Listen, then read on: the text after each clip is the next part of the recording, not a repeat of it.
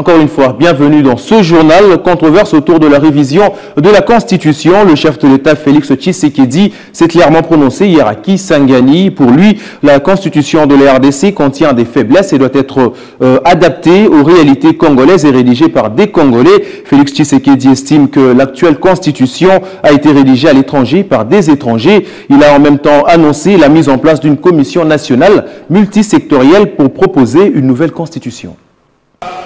Na likambo oyo boyoki nungu oyo bazali koloba likambo ya révision to ya changement ya constitution likambo wana ebangisa bino te bana mboka likambo oyo ya bamanda oyo ezali na constitution oyo elobi ke manda ezabe mibale soko sali moko peuple congolais appelle sur ami balé au sali Abou Pia. Likambo wana pona ko changer yango et sengeli kaka peuple congolais yemoko o abetela kyango sete.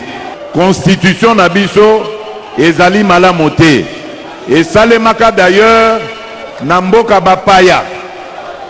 Et puis na bapaya bango moko.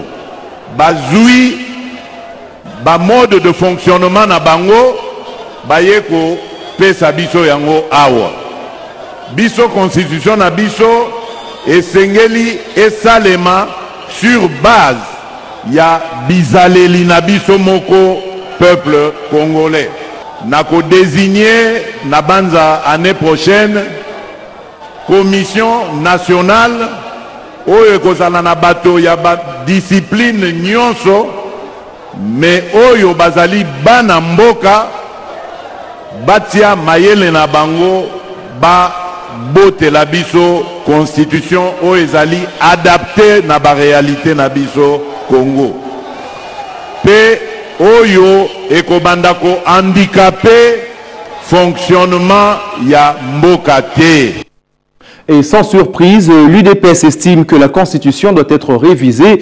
Plusieurs partis emboîtent les pas de l'UDPS. Le cas de l'Union pour la démocratie et le développement du Congo qui est favorable à une révision, surtout de certaines dispositions, dont donner une double nationalité aux Congolais qui ont changé de nationalité. Et je vous propose d'écouter Charles Bamana, président de l'UDDC, joint par Pascal Kambala.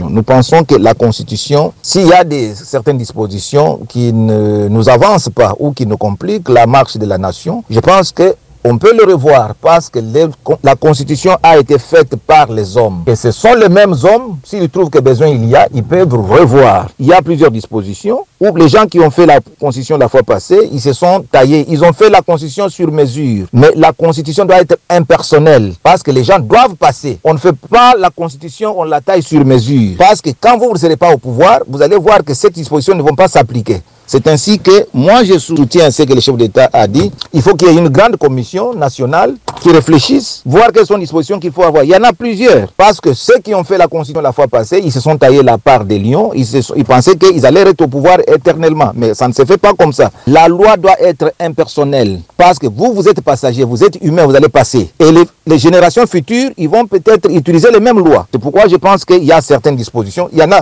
plusieurs où les gens se sont donné la part des lions, où ils pensaient qu'ils vont rester au pouvoir éternellement. Non.